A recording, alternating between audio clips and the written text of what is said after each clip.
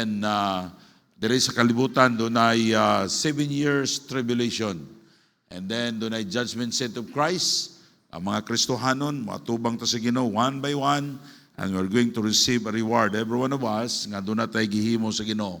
And then the marriage of the Lamb in heaven, dito sa langit, doon ay judgment seat of Christ, and then marriage of the Lamb, that's a span of 7 years after sa rapture. And then mabalik ta sa kalibutan, and igbalik na to sa kalibutan, but sa di pa ta mabalik sa kalibutan, kanang 7 years, adunay, while ang kita nga mga Kristohanon, dito ta sa kawanangan, no, kuyog nato ang Ginoo, no, ang atong permiro, mao ng judgment seat of Christ. God will give us a reward, and marriage of the Lamb, ang church minyoon ni Jesus Christ. And then din sa kalibutan, adunay 7 years tribulation nga kasakitan. And then after that, dunay millennium kingdom. That's 1,000 years. Mo kuyog ta, mo balik ta sa kalibutan, o ang mga Kristohanon mo hari ta kauban ni Kristo. O mao na ni gitawag nga second coming, kanang paggikan sa rapture, pagbalik now. Then ato nakita dinhi sa pagbalik sa Ginoo, dunay the battle of Armageddon. Number 8, Jews converted. And then, ang yawa during sa millennium, nakasabot ba mo? Tanawan lang nyo diya, ha? No? So, pwede po mo magpaprenta ani, hatag ninyo para inyong masabtan. And then, diri sa nahitabo, so, pagbalik nato, gikan sa rapture, nasabtan ninyo, kani siya nga span, mao ni 7 years. And then, diri siya, paingon diri, 1,000 years. Ang mga Kristohanon, mubalik ta sa kalibutan o muhari ta sa kalibutan. Ang atong term, dili na 6 years. Kung mayor ka, 1,000 years. And then kita mo judge sa kalibutan. And then pag umaniini, adunay great white throne judgment after 1,000 years, ang yawa kay i-bound siya sa bottomless pit, no, makagawas siya o mo sukol sila sa Ginoo. And then, after that, mauna dayon na great white throne judgment. Ang mga dili saved, mga tao, hukman sila sa ilang final destiny dito sa lake of fire. And then, nanadayo New Jerusalem, ang New Earth. So, daghan-daghan patagtunan na niini, ato ning ginahinay na karon mo padayon ta sa church age. Okay? And then, abrihin ninyo inyong mga Biblia sa Revelation chapter 2, verse 18 to 20. Manindog ta palihog. Revelation chapter 2. Naanata karon sa ikaupat nga church, no? Nga gisgutan sa Revelation. So, ang mga churches karon ato makita naa diri pattern ni nato. So, ang atong pag-ampo, ang atong church, makaplagan sa Ginoo nga we are, serving God faithfully. Wala mo ang atong paggugma sa pag-alagad sa Ginoo. Atong i-pray nga, dili ni mo bahar, magpadayon ta, hantod sa pagbalik sa Ginoo. Now, Revelation chapter 2, verse 18, akong basahon, and unto the angel of the church of Thyatira, write these things, saith the Son of God, who hath his eyes like unto a flame of fire, and his feet are like fine brass. I know thy works, and charity, and service, and faith, and thy patience, and thy works, and the last to be more than the first. Notwithstanding, I have a few things against thee, because thou sufferest the woman Jezebel, which calleth herself a prophetess, to teach and seduce my servant to commit fornication and to eat things sacrificed unto idols. Now, let's pray. Our Heavenly Father, we thank you, Lord, sa imong mga katawhan karon nga imong gidadinhi sa balay tigumanan. Lord, I pray that you will use me, O God, to teach this lesson about kind of churches. But Lord, we pray nga among church Ginoo mahikaplagan nga nangalaga di kanimo, among gugma dili mawala Ginoo. Lord, help your people, O God. Help me, Lord. nga this church of God imong magamit sa dako nga paggamit. Tabangi kami Ginoo, wala mi mahimo kung wala ka. In Jesus name I pray. Amen. Thank you. Please be seated. The church age now atong gikuan diri, the teaching of the second coming is very important to every born again believers. If you are saved, importante kay ni sa matag usa kanato. Gusto sa Dios nga ato ning mahibaw-an. Now, how many books in Old Testament? 66 books, right? And how many books in New Testament? 27 books. Very good. Now, but in the New Testament, there are 24 books talk about the second coming. See? Out of 27, 24. Nga makita nato diha nga nagsulti about sa pagbalik ni Jesus Christ. Now today is a church age. Nata karon dire, no? Nata karon dire. Oh, nata dire. This is our time. We don't know nga diri natataman, diri na gyud ta. Hapit na gyud. Abot ang rapture. We are waiting for the rapture. Okay, so and we are waiting for the rapture. And we must be ready of His coming. Ang Biblia, balik-balik na to basa, we must be ready of His coming. Ang Biblia nagtudlo kanato sa 7 kind of churches. Ato ning gisgutan atong Sunday, the Church of Ephesus. Kini nga church, nawala ang ilang gugma, ilang first love diya sa Ginoo. Kini nga church know the right doctrine. Kabalo sila sa ilang doktrina. They fight in the false teachers. Pero they lost their love for Christ. Routine na lang ilang pagsimba. But siguro di na kayo mubasa sa Bible. Wala na sa ila ang pag-alagad sa Diyos. Christian, we need to serve God. Amen? Bahala kung sa takabisi, atong unahon ang atong pagsimba, pag-alagad sa Ginoo. Kay kini diri sa kalibutan, ug unsay atong gihimo para sa Ginoo, it will last an eternity. Ako nagatuo nga daghang mga Kristohanon magmahay ta inigbalik sa Ginoo sa judgment seat of Christ. Kay kung nganong wa man ko mga lagad sa Ginoo. Nagbolunteer unta ko nga manglimpyo sa simbahan. Nangabi unta kog kalag, but it's too late. But now dili pa late. We need to change our direction. Kaning the Church of Ephesus, they lost their first love.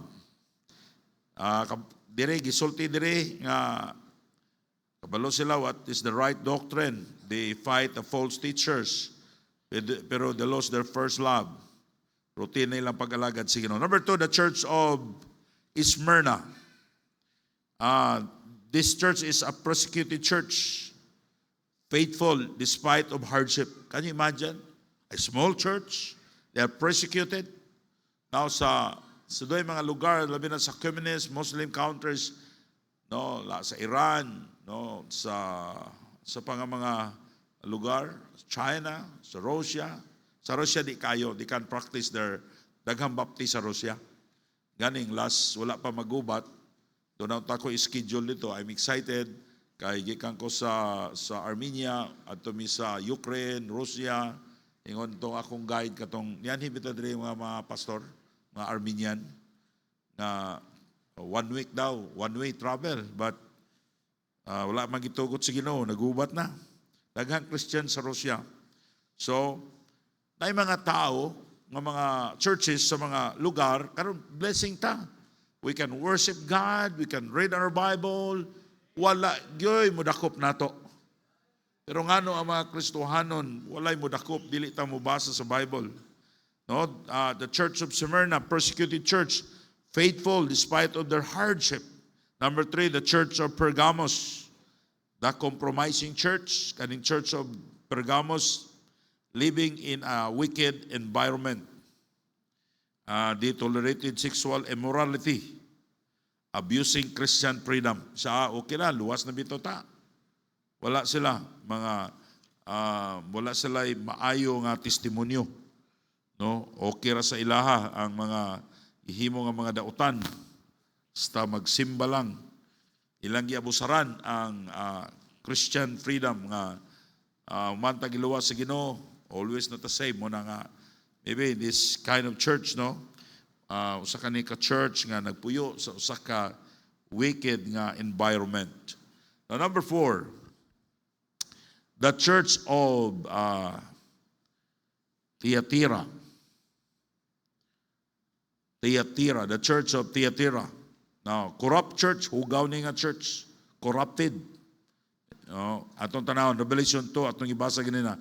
Unto the angel of the church in Thyatira, write these things, said the Son of God, who had eyes like unto a flame of fire, and his feet like a pine grass. I know the works, and charity, and service, and faith, and patience, and the works, and the last to be more than the first. Notwithstanding, I have few things against thee, because thou sufferest that the woman Jezebel, which calleth thyself prophetess, I teach to those my servant to commit fornication and to eat sacrifice unto idols. So, kuan sila, compromising nga simbahan sa mga magsisimba o mga Diyos-Diyos. They were known for their love to the Lord, their service, their faith. Maybe they love mission, but they tolerated false teaching and immorality. And they were compromising with vegan practices. So, nakita ninyo dire sa verse 20, kaning last phrase, and to eat things sacrificed unto idols. Ang mga Kristohano, di ta mamista. Ha? Kita niyo, nasukong Ginoo nila. No? And they were compromising with pagan practice. Mamista sila, okira nila. Living in sin while claiming to be a Christian.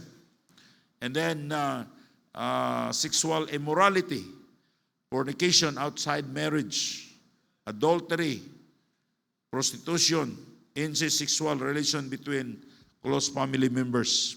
Now, sexual practice that go against God's design for sexuality. No, sa ilaha, murag tolerated ra nila ng bayot, tumboy sa atong panahon karon. No, sa the signs of his coming ato nang isgutan. No? Ilang gitolerate na ni nga mga butanga na suko ang Ginoo nila. The church of Thyatira is a type of church today. They love souls, nagsulwining sila, pero nagpuyo sila diha sa sala. Kita ko nining mga church ngayon ini. Kayong go, wow, grabe ka. Pero ang ilang kinabuhi, murag okay sa ila. Sige lang, simba lang, maana lang sila. Maigsoon ko no, dapat kita nga mga Kristohanon, doon na tayo boundary. Sin is sin against God. Amen? Ang bayot, sala na. No? Dili pwede nga Kristohanon ka, magpuyo-puyo ka. If you want to follow the Lord, biyae ang imong kwan, mga sayop nga binuhatan. E dili malipay ang Ginoo niya. But the church itself, gi-okihan na. Murag okay lang. Sugot mo, magpastor ko dire. Duha ka buka akong asawa. Okay ra na, okay ra. No, dili na okay. Amen? It is, sin is sin against God. Dili na mo pwede ang ito, mahimo ni mong puti. Hindi mo rin gamiton ang pulong sa Ginoo to imong ipaputi. No. Ang Ginoo, dili ni mo mausab ang pulong sa Ginoo. And then number 5. The Church of Sardis. Kaning the Church of Sardis, muning patay nga simbahan. Naapang building, naapang mga tao, pero di na mga luwas. Wa na maluwas sa ilang simbahan. In Revelation chapter 3, verse 1 to 6. Revelation 3, verse number 1. And the angel of the church of Sardis write these things, it that hath the 7 Spirit of God and the 7 stars. I know the works that thou hast named, that thou livest and art dead. Ang Ginoo nga sulat ni. No? Ini nga simbahan, patay. Kaning local church. The church in general, dili na mamatay. Pero ang local church, mura nagtao, mamatay. Now, kita, doon na tayo anniversary, meaning birthday na sa atong church, right? Every July, atong anniversary. Walay klaro nga date. Basta July ko ang atong church na tao. O ang church, kung dili ta magbantay, mamatay og dali ang church. Pwede ni nga church na ani. After 100 years, naapa naapang building, it's possible. Pero kung dili magbantay, naapa ang church, ang mga tao di na luwas. Either yan lang doktrina na usab na, o either i-assume nila nga luwas sila, o wa na'y pagpangalagad sa Ginoo. Nakita ko mga church ingon ni ana nga mga simbahan. Ito na simbahan nga akong simbahan to sa Davao. Nangutana ko, 85 years old. Akong ipangutana, siya ba'y kana na ang una nga membro, ingon siya, dili sir, ang akong mama mo'y una nga membro. Siya, 85, ang iyang mama mo'y una nga membro. Ang ilang property, 12 hectares, bukid doon sa Davao. Wa pa Second World War, dito na, naan ang church. Utang nila dito sa, nasa live building. Ako nasabtan, ang mga membro man, puli-puli sila, tanom og mais sa ilang property, nasa sentro sa lungsod, 12 hectares. Gisulat nila dito ang ilang mga upiring, Ikaw gisulat pang maging ang ilang upiring. Tithes, murag na ito 5.50. Tithes nila 5.50. Faith promise, 3.25. Gisulat pag yun. Kunya ka nagsindlog ko sa tubangan, siyempre, Amerikano may ilang pastor sa una, pero dugay na, di na sila building. Binlan sila building. Dako kay kong Bible, gidala. Ingon na nagwali. Ingon siya, gitawag na, ang nagwali, kay puli-puli sila nagwali, wala sila pastor. Ingon siya, kani atong bisita, mukabalo gini muwali, kay wako katuon gabi eh. Ingon siya, muni atong paulihon. Siya, wa sila kailan ako ilang paluwi pawalihon. Simbar ako, kay mangita mi ko simbahan, basta Domingo na. Ngita ko, kaya dito mami nahigda sa bukid, lungsod sa Davao, to ngita mi simbahan, kita ko baptist. Alan sa baptist, kanang, lemot ako, General Baptist, ikaw dirita simba. Kung ako magtuo nga ako, igipawali. Wali kong kaluwasan. So, hinautong ta ang atong church, mga igsoon ko sa Ginoo, atong i-pray, na magpabili ni siya nga buhi nga church. Ang buhi nga church, mangabi kong kalag. Ang buhi nga church, mag-support sa misyon. Muundang nagay mong support sa misyon, muna'y mag-una.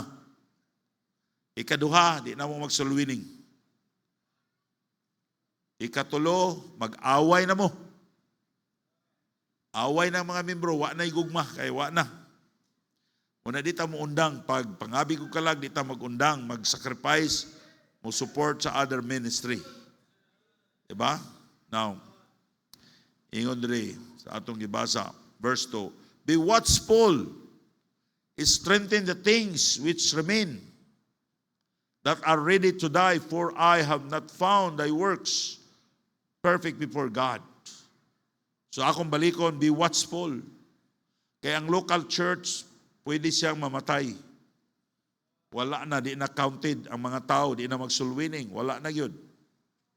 Ang mga tao diri, nabilin, kung di ta magbantay, magtudlo sa itong mga anak, dili na sila luwas.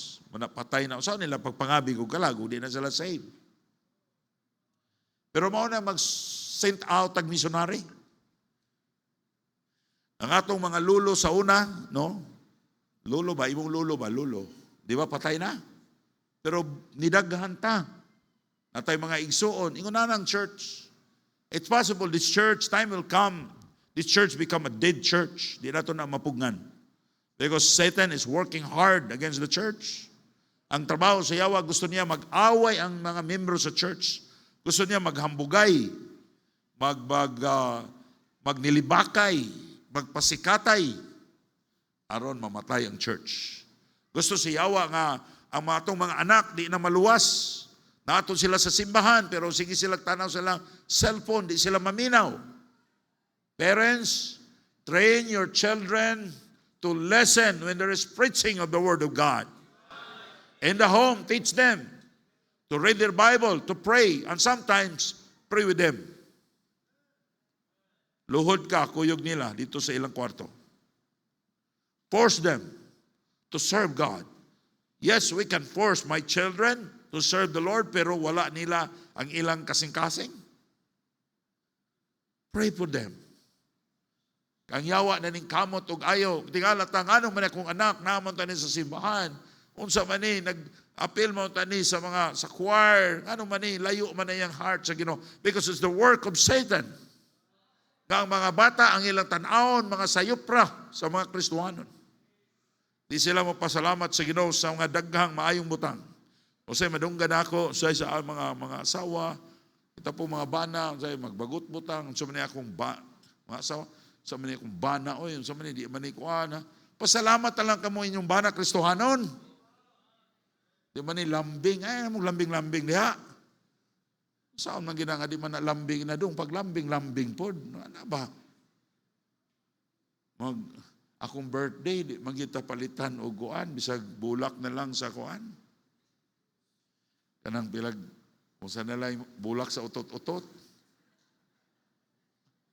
Kung ingon na naman na imong bana naman ginani mo, pasalamatin na lang sa Ginoo. No? Muna nga itong mga anak, sometimes they forgot to thank God. They're ungrateful sa mga maayong butang na gihatag sa Ginoo nila. And then the church become a dead church.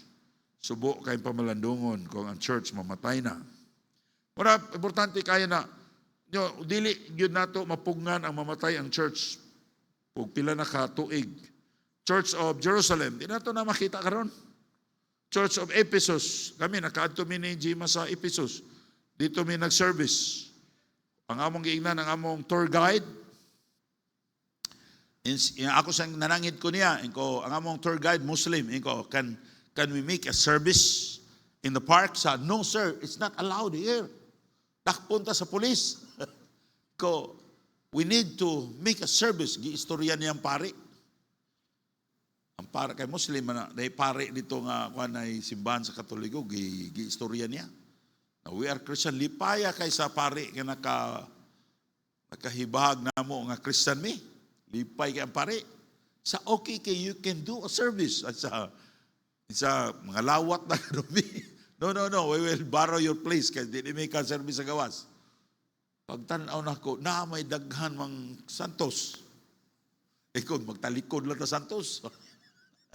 Usa ka pastor ka mong kuyog, ikaw mo wali pastor. Wali siya. Naluwas ang pari. Giwitnisan sa among kauban, save. Pero lipay kay siya. Kay dito, Musliman, no, sa Turkey. Pero hindi na ito makita ng Church of Ephesus, Church of Corinth. Hindi na ito makita. So, pero naagyapunta, nagpadayon, mga buhi nga church.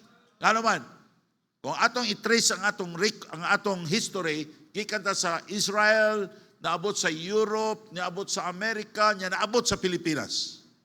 Pero ang katugan ng mga churches sa London, ng mga dagko, ng mga simbahan, in history, wala na.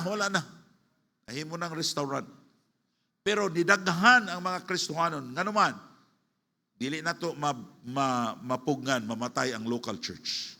Sa church, mag-inampuay ta. Amen? Magsakit ang church, una, kundi na ta mag-support sa mission. When we become selfish, wala na. Kunya, magpasikatay ta diri sa simbahan, kisay hawod diri, ako'y hawod diri. Ako po'y hawod diri, wala na. Mag-post na sa Facebook, mag-away na dayon. That's the sign nga ang church hapit na mamatay.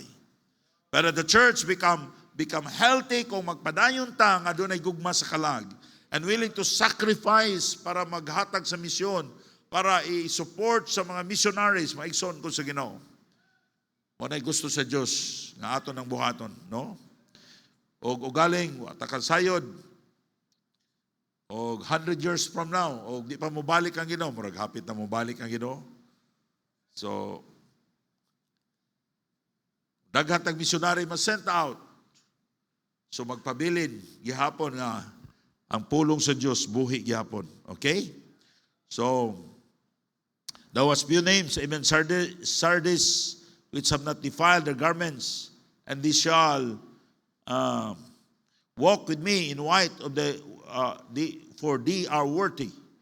He that overcometh the same shall clothe in white raiment, and I will not blot out of his name out of the book of life.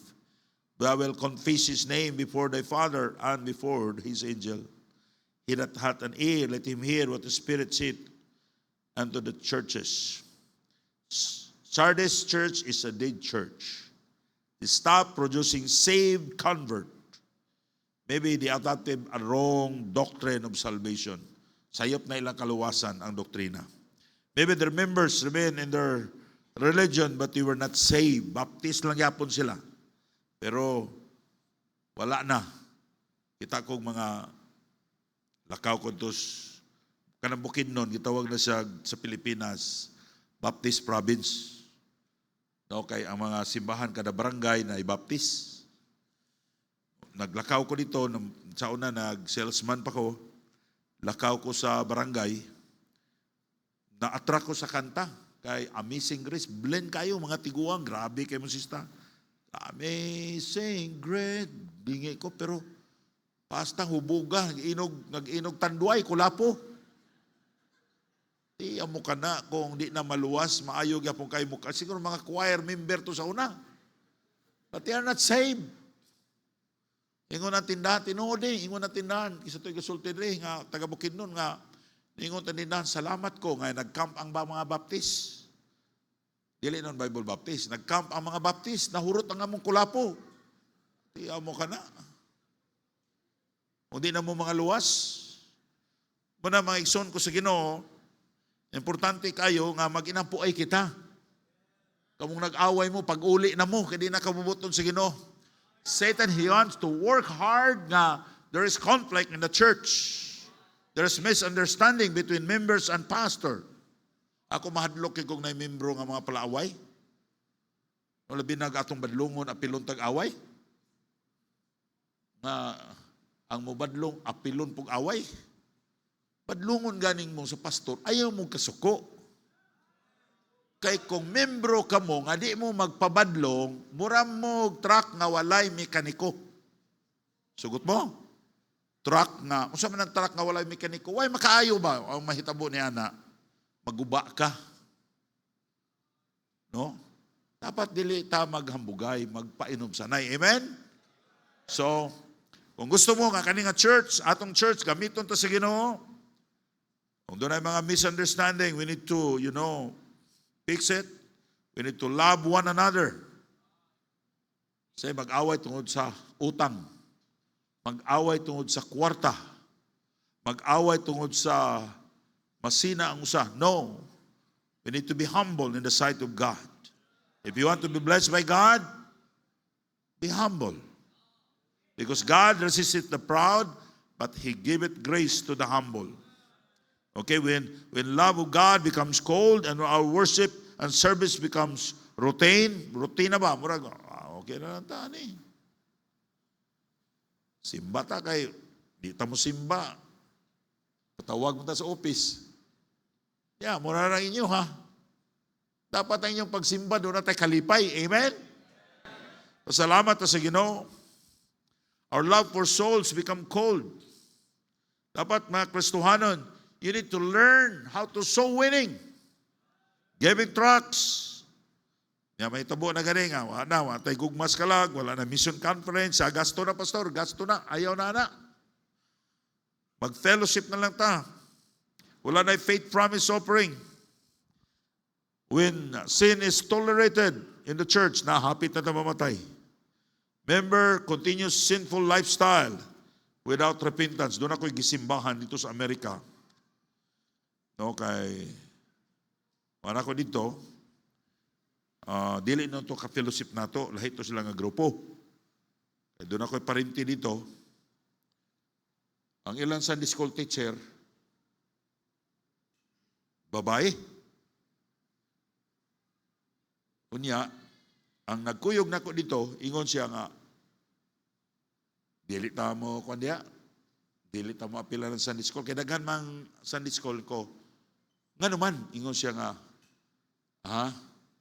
doon na to siya komentaryo sa nag-Sunday school kay murag dili maayo ang testimonyo. Di mo ka na, atong pa Sunday schoolon, bahala nagtulo yung asawa, magti-Sunday school lagi po na siya kay dako nag-opering. It cannot be. Amen? Dapat din sa atong church, ang sala, di na to i-tolerate. Diri sa atong church, akong counselan, private, di man po na pwede atong i-announce diri, kung siya mga nanghitabo. Pero ang akong prinsipyo, you can still attend the church. Kung doon na kayo mga problema, pero dili lang nato tagaag pribiliyo na mag-aser sa pag yun na mukanta, no? Inakog ayaw na i-apil usay makalusot kay makalimot ang nag-assign. Pero mga atong ginakuan ka na nga pamaagi, preserve nga maigsoon ko sa Ginoo. Ang atong church mahimo siyang usa ka church nga diin wala nato gitolerate ang sala. So timanin ninyo, member of disagreement, muna mga members nasa disagreement, fighting one another, hapit na mamatay ang church. So the church of Sardis is a type of church today that they prosper in material things, but they don't love for souls. They were not willing to sacrifice in giving for mission. Number 6 kind of church.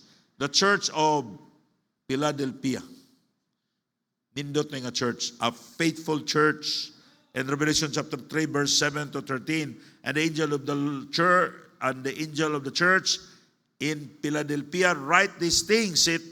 He that is holy, he that is true, he that hath the key of David, he that openeth, and no man shut it, and no man openeth.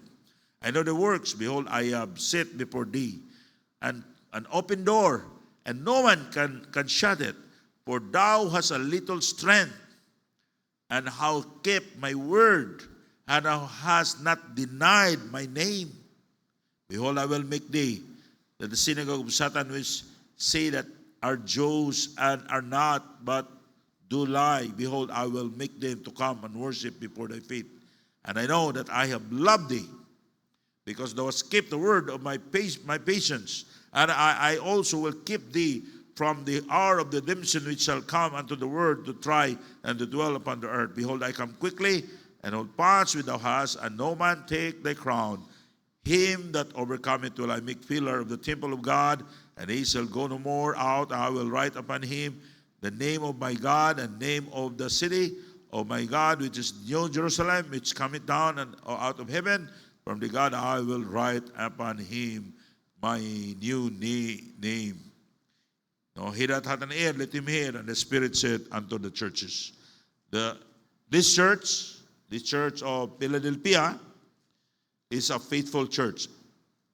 Ang ato ni giampo sa Ginoo, ang atong church, mahimo siyang matinud-anon at tubangan sa Ginoo. Now, they were obedience to God's command in preaching the gospel to the whole world by supporting world mission. They love the Lord and they are willing to sacrifice for the sake of souls. They love to share the gospel and did not deny Jesus Christ. The Church of Philadelphia is a type of church today who are faithfully serving the Lord. Naot mga Kristohanon, dili sa church, ang atong pagpangalagad sa Diyos, dili nato pinaapilan o garbo sa kinabuhi. Mga Kristohanon, when you go out in our church, be humble. When you have God will give you an opportunity to come to the camp, to have fellowship to another members of the church, other churches. Ayaw ninyo na ang dako ta. Be humble. Kay dili na kabubuton si Ginoo. Now, hindi ka nga Church of Philadelphia, nahigugma sila sa Ginoo, nahigugma sila sa kalag. Siyempre, kung nahigugma sila sa kalag, nag-support sila sa misyon.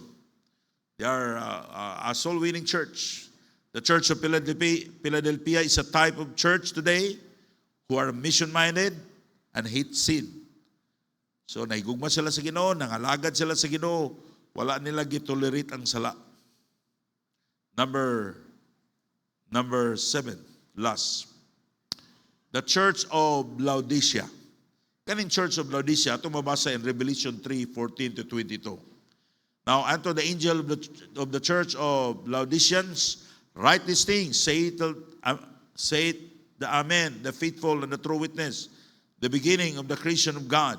I know thy works, thou art neither cold nor hot. I would thou wert cold or hot. So then because thou art lukewarm, and neither cold or hot, I will spew thee out of my mouth. Kini nga church, dili ni siya dasig, dili po ni siya bugnaw, lukewarm. No? O ang Ginoo wala malipay niini. Now, Kristohanon, ang Diyos dili siya malipay kung if you are a believer, if you are a Christian, isa malipay sa imong kinabuhi. And that's the reason why daghan ang mga tao nga wa sila gi-bless sa Ginoo. You know why? Because they are not faithful and also they are not backslider. They're lukewarm. Nor cold or hot. Daghang mga Kristohano ningon niana. Dili po dasig. Dili po backslider. Na mga igsoon ko sa Ginoo, ang Diyos gusto siya nga mga lagat na sa Ginoo, we were going to serve God faithfully. Dako kaayo nga gihatag sa Ginoo natong opportunity nga we can serve the Lord. Serving God is an opportunity. It is our blessing. Ang pag-alagad sa Diyos, panalangin na siya. Ang pag-alagad sa Diyos, usa na ka-opportunity sa matag usa ka nato na makaalagad sa Ginoo. Ang atong future and eternity nagdepende sa atong gihimo sa Ginoo karon. Now, Christian, ayaw mo pag lingkod lang na dili ka mag-alagad sa Ginoo. Do something for God. Amen? Try to invite people to come to the church. Try to give tracts. Pray. Pastor, okay na ni. Lingkod lang ko dire. Anyway, I know, I need God. Kabalo ko, ako may mo, wala ang Ginoo. So, usahay magsimba ko, usahay musimba ko, usahay malik. Maigsoon kasi, God wants you to serve Him faithfully. Ayaw pag lukewarm. Kaya ang Ginoo, malipay na ng mga tao nga simbahan, nga lukewarm. The church is wealthy, comfortable, but their Christianity is taken for granted. They were lukewarm, not hot nor cold. Dili sila faithful, dili sila backslider.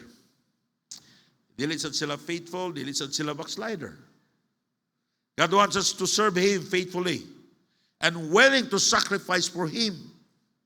In Revelation chapter 3, verse 16, so then because thou art lukewarm and neither cold nor hot, I will spew thee out of thy mouth. Itutho ka sa Ginoo. I will spew thee out of thy mouth. Ang Diyos dili siya gusto if you don't serve Him faithfully. Kung mangalagad na sa Ginoo, manangkamot ta pangalagad sa Ginoo. Mga Kristohanon, hinaoton ta sa atong pagka-Kristohanon, imong himuon nga tinud-anay ang imong pagsimba, pag-alagad sa Ginoo. Amen? Hapit na gyud mo balik ang Ginoo. Hindi balik sa Ginoo, di nakakabalik pa. Lord, tagay kong time. Nga pakalagad ko nimo anay panahon. Ang pulong sa Dios tinuod. Nakita nato ni. Naun sa katinuod ang pulong sa Ginoo. Ug ato ning sundon. Christian, God does not like lukewarm Christian, nor hot nor cold. We will serve Him. We will serve God faithfully. Be faithful sa atong pagsimba. Be faithful sa imong Bible reading. Usahay dapat ang atong pagtuo ato ning ipakita sa Ginoo. Usay sulayan ta sa Ginoo. Amen? Ayaw himuha ang Ginoo nga okay. Mangalagad lang ko kay wa ko'y lingaw. Dili ingon niya na, unaha ang Ginoo sa imong kinabuhi. Young people, seek ye first the kingdom of God and His righteousness, and all these things shall be added unto you. Tanang butang idugang sa Ginoo nimo. Be faithful in your praying. Be faithful in sharing the gospel. Be faithful in your offering. Don't be a lukewarm. Serve God. Alagara ang Ginoo. Sa kawala doon, alagara ang Ginoo. Sa kadagaya, alagara ang Ginoo. The church of Laodicea is a type of church today. Has church members who are remain in the church but not willing to serve God faithfully. God wants you to serve Him faithfully. Gusto sa Ginoo, ang atong himuon, ang pinakamaayo para niya. Mga anak, mga young people, di ba ninyo ni? Dapat mo stand mo sa inyong pagkakristohanon. Dili mo maulaw nga you are a Christian. Ayaw ninyo ikaulaw ang Ginoo sa inyong kinabuhi. Kung ang inyong mga higala ang ilang buhok, di na magpanmanudlay. Kay wa na'y uso manudlay. Magpaulbo-ulbo sa buhok. Ayaw ninyo nag-awata. Minsan na, yaga-yagaan man may, you are a Christian. Stand. Ayaw pag-uyon sa kalibutan. Amen? Kung mag-uyon-uyon mo sa kalibutan, do not expect. Ayaw pag-unahuna, God will bless you. Ngayon ka, Pastor, i-bless ko sa Ginoo kay bright man ko. You are wrong. Daghan ko nakakita ng mga tao, ng mga Kristohanon, mga walay kasing-kasing sa pagsunod sa Ginoo. Mahadlok, musunod diya sa Ginoo, pero way kahadlok, musupak sa Ginoo. Kita na ko ang ilang kinabuhi karon kung sila ka miserable. If you want to be blessed by God, stand in the sight of God. Amen? Ayaw kahadlok sa imong eskwelahan, ngayagaan ka, kakristohanan ka. O if you need to have your Bible, dalalag Bible po nga gamay. Kung magsulwining po ka. Isa na naman sa cellphone, Pastor. Hinoon po. Pero ayaw ka, wow, kakristohanan ka. Kaya imong buhok, imong utron, imong sininahan, imong utron. Kaya mahadlok kaya gayagan. Ayaw higugmaa ang mga butang sa kalibutan. Amen? O God. Ato ni padayon sa sunod. Sa sunod, ato ta sa the sign of His coming. Amen? Mga igsoon ko sa Ginoo, nindot kay nitunan maka-encourage. Hapit na gid mo balik ang Ginoo. Nya kung mo balik ang Ginoo, una sigurado na mo nga mo adto mo sa langit. Do you remember when and where you accepted the Lord Jesus Christ as your Lord and Savior? Pasing sa baptisman ko, luwas na ko. Ang kaluwasan raw personal. Mubitan dawaton nimo si Jesus Christ as your personal Savior. Kaya ayaw ingon, luwas imo magpapaluwas na ka. No, salvation is personal. How about you mga anak? Siguro na mo sa inyong kaluwasan? Ha? Dapat inyong siguruhon na kaluwasan. Ikaduha ng alagad bata sa Ginoo. Kaya si atong gihimo karon para sa Ginoo, it will last forever in eternity. Let's pray. Our Heavenly Father, we thank you, Lord, sa imong pulong. Lord, I know, hapit na ka mo balik. Dalangin ni Ginoo dasiga ang matagusan namo. Kami madasig na among mahuna-huna nga hapit ka na mo balik. Panalangin ni ang matagusa. Salamat Ginoo. Ako nagpray ng imong pulong. Di mo balik ang kawang. In Jesus' name I pray. Amen.